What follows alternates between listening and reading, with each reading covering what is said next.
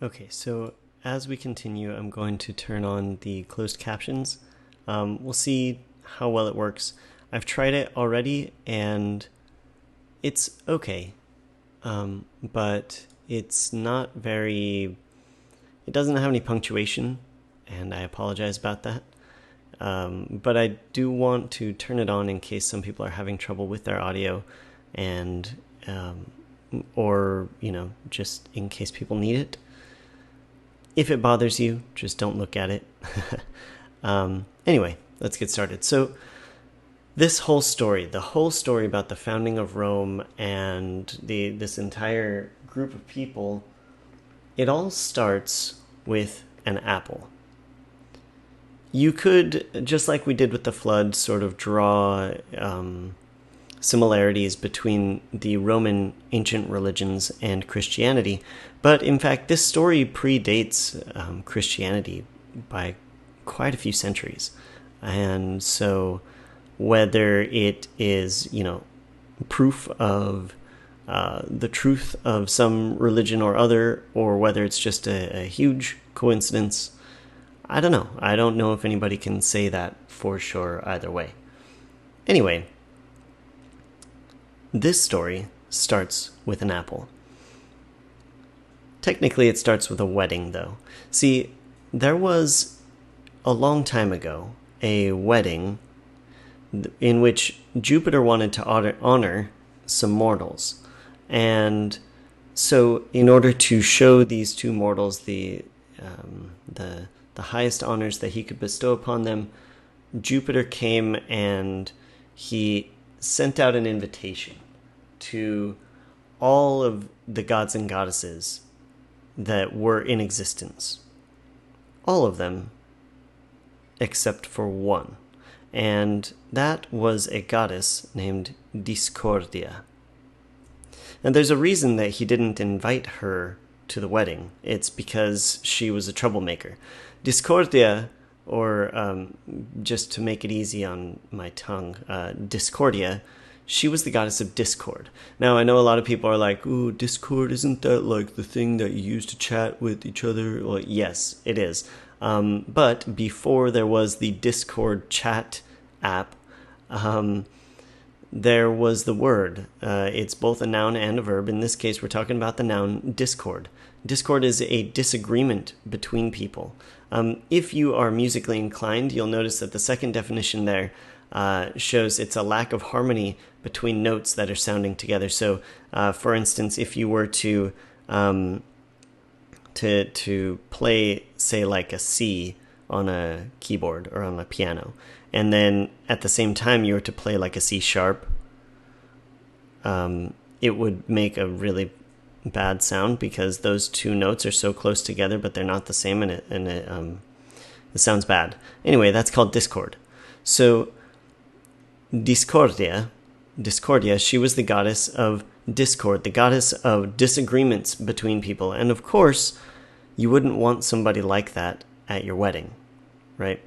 So Jupiter invited all the gods and goddesses except her, because nobody likes a problem maker at a wedding. Nobody likes the drama. Nobody wants the person who's just here to stir the pot, But it turns out that was a really poorly calculated decision on Jupiter's part, because obviously, as gods and goddesses tend to do, she got insulted by Jupiter's lack of respect.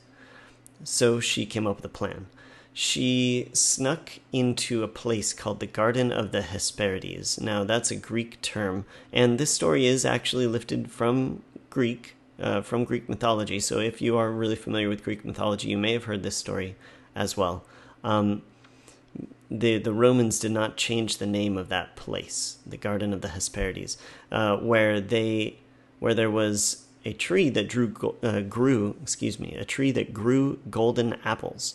And these golden apples were highly sought after for a number of reasons, one of which is because they granted immortality.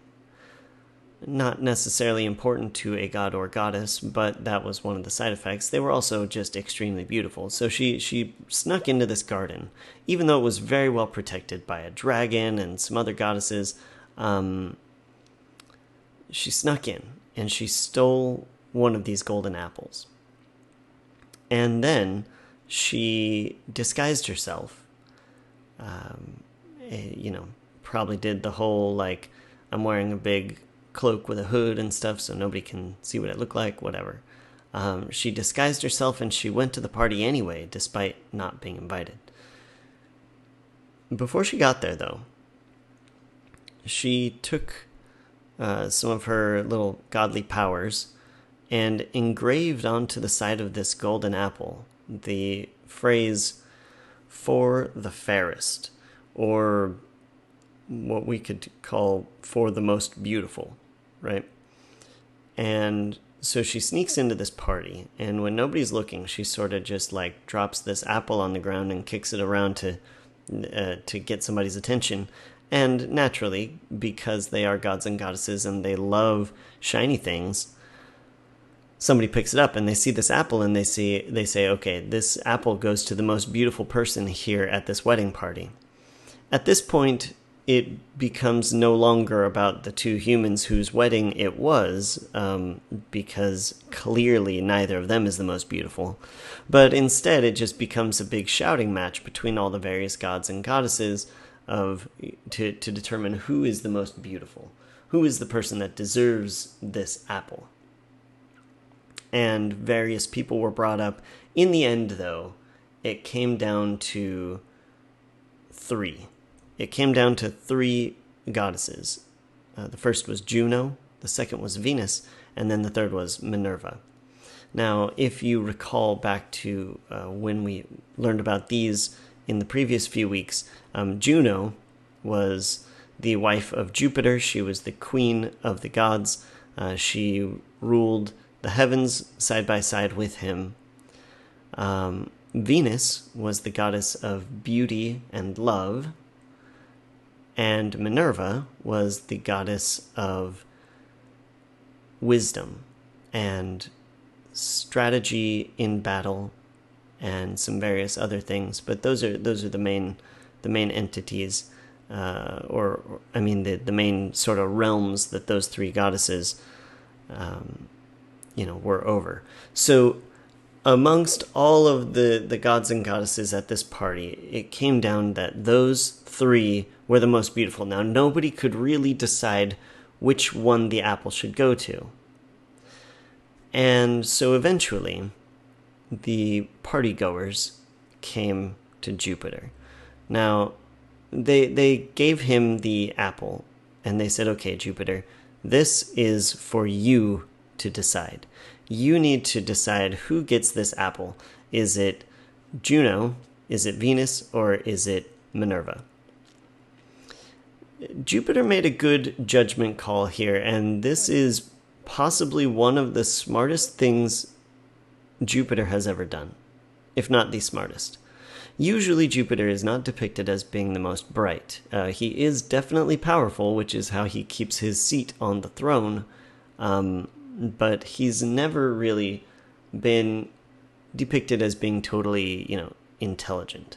However, in this case, he sort of had a flash of celestial inspiration, if you will. And what he came up with was, well, I can't pick one of these three goddesses. On the surface level, yes, one will like me and the other two will dislike me. But it was deeper than that, because Jupiter, remember, was Juno's husband. And so if he picks Juno, then all the other gods and goddesses will say, well, of course he's going to pick Juno because he's her husband, and so, that's just not fair to everyone else. Nobody else really had a chance. But if he doesn't pick Juno, then guess who's going to be super ticked off is his wife. You don't want to be in that situation, gentlemen. In the future, that's a bad place to be, right? So, if he was to say, no, Venus was the most beautiful or Minerva was the most beautiful, that would put him in the doghouse, like, bad, right? So, so he's in a tight spot. And Jupiter says, he actually, for once in his life, got his head on straight, and he says, okay, I am not able to make a decision about this. All three of you are equally beautiful, and I can't make a decision. But I know somebody who can. The thing is, he's not at this party, so he's gonna, be more or less neutral. He's not going to already, know what's going on and take sides. His name is Paris. So Paris was a human. He was a regular guy, kind of, not really, because nobody in these stories is ever really a regular person. Paris was a prince of a city called Troy. Troy, my phone thought I talked to her, but I didn't. He was a prince of a city called Troy.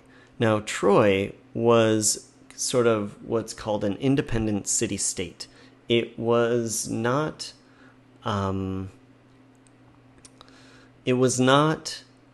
a place where any one kingdom or group of cities sort of had control, like how Greece was a loose alliance of cities. It wasn't like that. Troy was just one city, and it owned itself, and they were very proud about that. So Paris was a Trojan. People from Troy are called Trojans. So if you have ever seen a USC football game or whatever, the USC mascot is the Trojans, those are people who come from Troy. Paris was a prince of Troy, but he didn't, or rather, nobody else knew that he was a prince of Troy. It was sort of one of those things where it's like a rags to riches story, kind of like Cinderella, where Paris was a lowly farmer who raised, goats or something, but secretly he was a prince the whole time, right? My 5-year-old daughter plays that game all the time. Like, okay, well, pretend that I'm a princess, but nobody knows about it. That was Paris. By all accounts, he was extremely handsome. He was, very capable in fighting. He was very wise. He was basically all the things that make somebody awesome. He was all of that. The reason, though, that Jupiter chose Paris is because Paris had recently shown his impartiality in a dispute where he had gone up against Mars himself in a bull judging contest. Now, Paris, like I said, he was this lowly farmer prince guy, and he had raised a really handsome, strong bull and was in a contest, and Mars, for some reason, turned himself into a bull and went, up in this bull judging contest against Paris's bull. And Paris, even though his own bull was in the competition, he said, hey, I gotta be honest, this other bull, whoever bull this is, this bull is better than mine, and this bull wins the competition. So the people knew that Paris was really good for it. He was true to his word. He was impartial.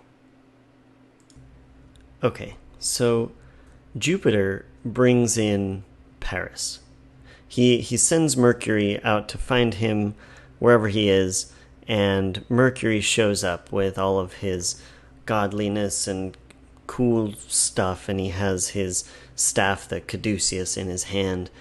And that's how Paris sort of knows who he is. He's like, okay, well, you're clearly this god because you appeared out of nowhere, and you've got all the hat with the wings and the staff in your hand and all this stuff. So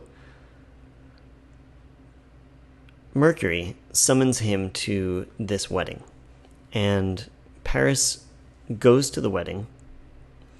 He sort of gets brought there by everybody.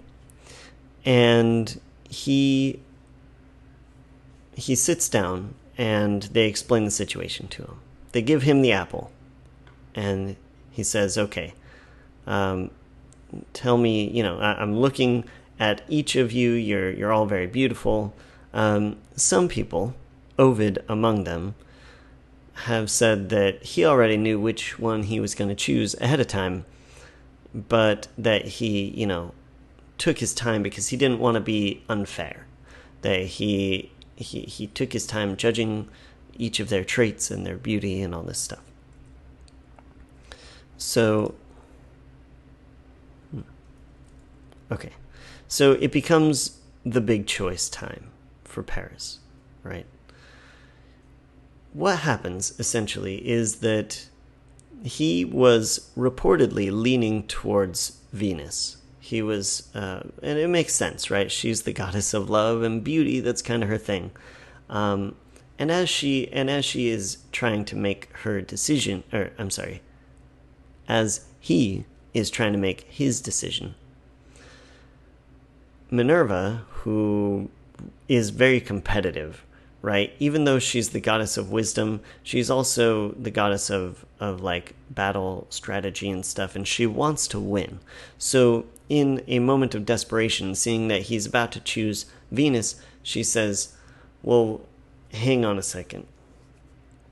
I can give you something that Venus can't.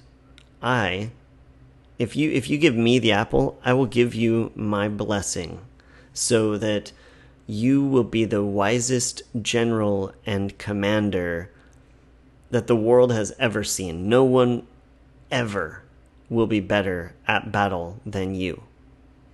And not only that, not only will you think on a higher level than everyone else, but also your physical skill in battle and your ability to have one-on-one combat will rival myself. Your ability will be almost as good as mine. Not as good, because the mortals, they can't be as good as the gods ever, really. But you'll almost be as good as me. And that's to say, not quite as good as Mars. It's like Mars, and then me, Minerva, and then you. So that's pretty good, though, still. That's a good spot to be in. And when he hears this, Paris sort of takes his hand back away from, giving the apple towards Venus and says, well, whoa, hold on a second, really? That's a pretty big offer. I know I'm here to judge a beauty contest, and suddenly you're over here making me like this great commander. That's kind of cool. And Juno is standing by for all this, and she's maybe not so competitive, but she is a jealous type, and she doesn't want anyone else to be more beautiful than she is, just because she doesn't want to,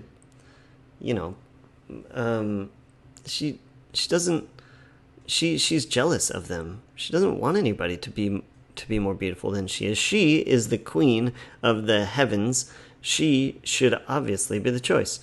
So she says, okay, guy, listen. I can do you one better. I can do you one better than that. What I will do for you, if you pick me, is I'm clearly the queen of the gods, which means I have power and authority, right? So if you choose me, I will make you the king over all of the world. So at that time, what the Greeks and the Romans knew as the world was not necessarily like the entire world. Maybe they theorized that more was out there. But at the time, Europe and Asia was kind of what they knew in like the top part of Africa. And that's still a lot. So Paris now says, okay, hang on. First, Minerva's over here offering to make me this commander guy. And then suddenly Juno pipes in and says, I'll do you one better. I'll make you the king over all of this land. And as the king, you'll have access to all the kingly stuff, like a great palace and lots of money and, all the perks that come with it.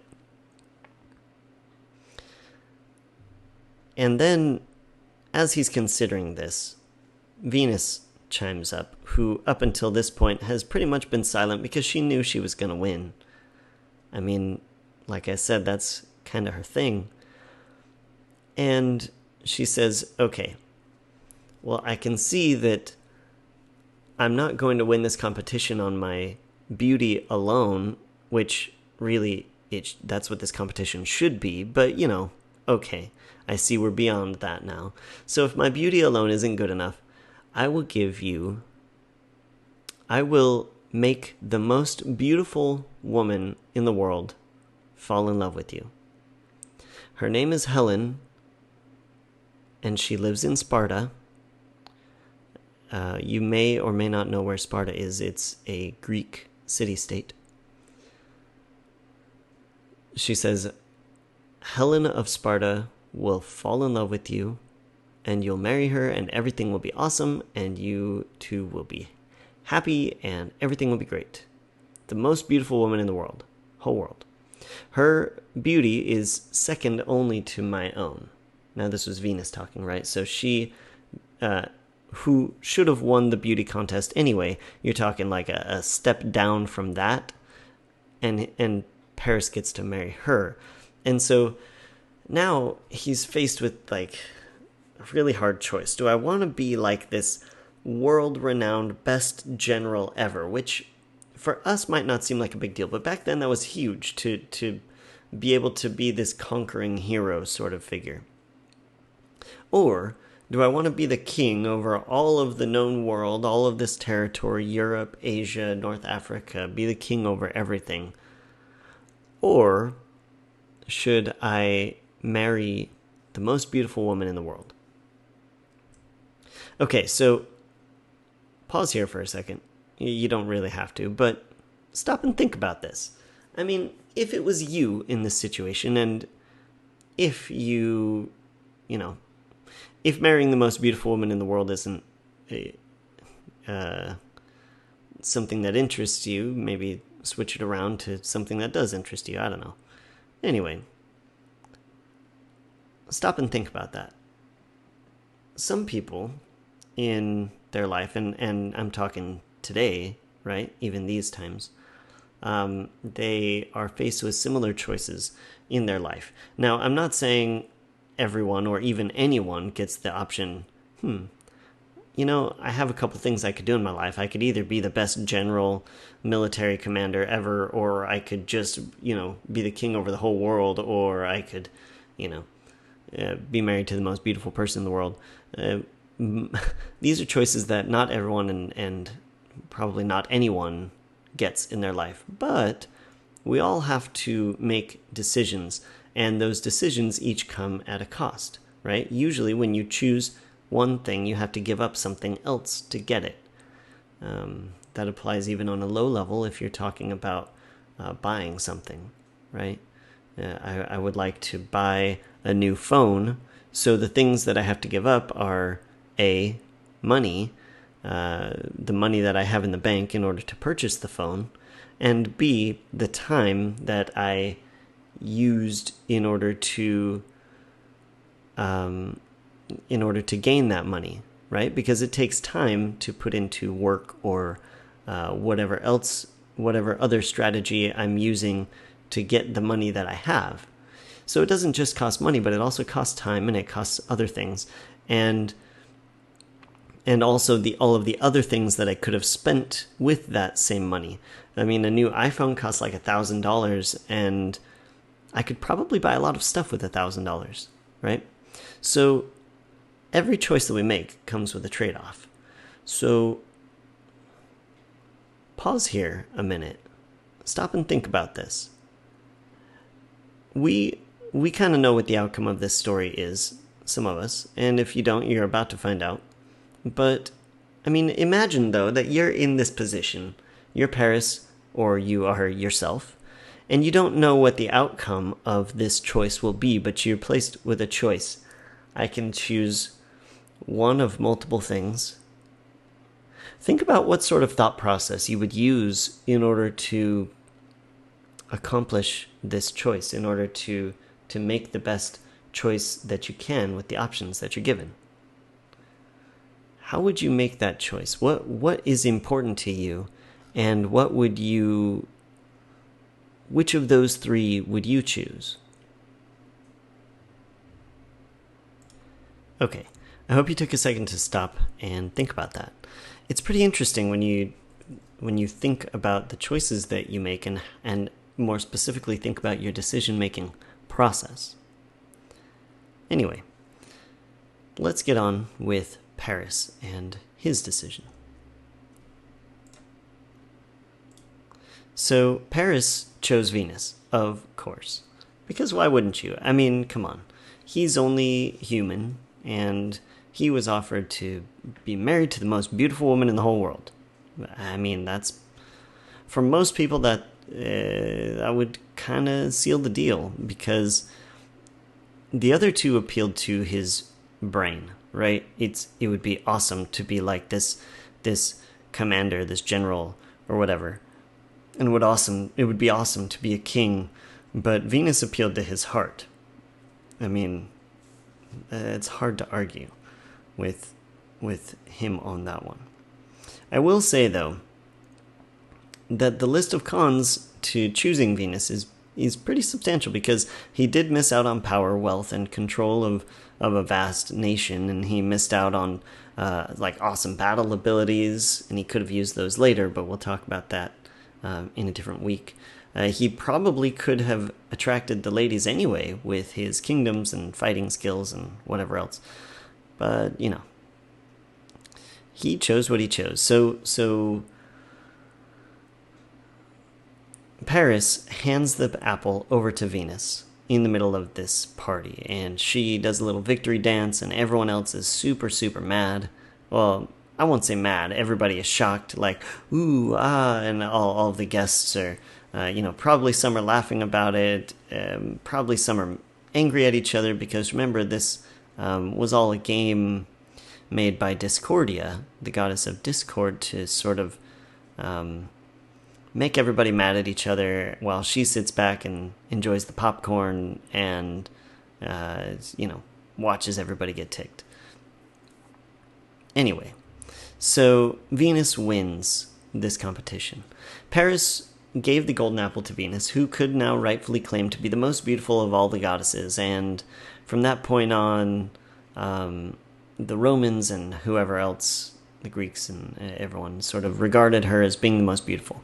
She was true to her word. She arranged a meeting between Paris and Helen, who was a Greek. Like I said before, she was a Spartan. They met. He told her what happened. Hey, I know you're probably not going to believe me, but I just went to the craziest party where there was these gods and goddesses, and they were like, hey, choose who's the prettiest, and then there was Venus and all these other goddesses in front of me, and I chose her because she told me that I could marry you. And so he tells her this wild story, right? And somehow she actually agrees to go with him, because that makes sense, because it was the will of the gods. If all of this really did happen, then who am I to deny it? That sort of attitude. And so they ended up getting married and lived happily ever after. Not really. We'll talk about that later. As for Paris, he made an enemy out of 2/3 of the goddesses in question, right? Because if there's 3 of them and you choose one, the other 2 are gonna be mad. Oof. So, I'm just going to say this. When Juno, who is the queen of heaven, right, and the queen of all the goddesses, when Juno and Minerva, who is the goddess of, battle strategy and stuff, dislike you and your whole country, bad things happen.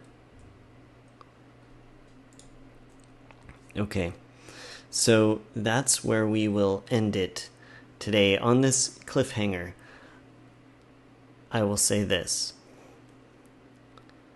Things did not end up happily ever after for Paris and Helen. And here's why. Because even though Helen was the most beautiful woman in the world, and she did exactly what Venus said she would do. She fell in love with Paris unconditionally. She ran off with him. They got married. They went back to Troy. Venus forgot to mention one tiny little detail, and Paris apparently didn't care about it. And this was the fact that Helen, at the time that they met, was married. And she wasn't just married to some random Joe. She was married to the king of Sparta. And that is where we will pick up with this story next week.